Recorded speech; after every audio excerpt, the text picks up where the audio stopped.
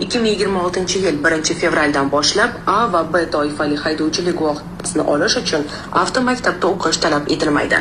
Xohlagan odam ijtimoiy tarmoqlarda shu kabi ma'lumotlar tarqalmoqda. Bu albatta xato. Shundan ham Vazirlar Mahkamasining tegishli qarori bilan haydovchilarimiz uchun bir muncha yengilliklar yaratildi. Ya'ni 2026-yil 1-fevraldan boshlab A va B toifadagi milliy haydovchilik guvohnomalarini olish uchun fuqarolar nazariy imtihonlarga mustaqil ravishda tayyorgarlik ko'rishlari mumkinligi belgilandi. Faqatgina majburiy dars soatlarini amaliy mashg'ulotlarda olishlari lozim bo'ladi.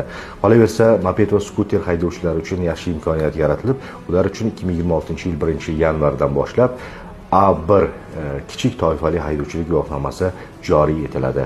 A, B, C, D singari haydovchilik guvohnomalari istalgan agar sizda bo'lgan taqdirda siz A1 toifaga o'qimasdan to'g'ridan-to'g'ri moped va skuterlarni boshqarishingiz mumkin bo'ladi. Ya'ni ham yengil tomoni boshqa toifalarni olish uchun 20 ta savoldan 18 tasiga nazariy imtihonlarda to'g'ri javob berish kerak bo'lsa, A1 toifasini olish uchun nazariy imtihonda 20 ta savoldan 16 tasiga to'g'ri javob bersangiz imtihondan o'tgan hisoblanasiz.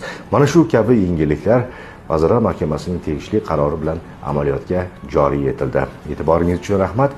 Eng to'g'ri ma'lumotlarni rasmiy sahifalarimizda kuzatib boring.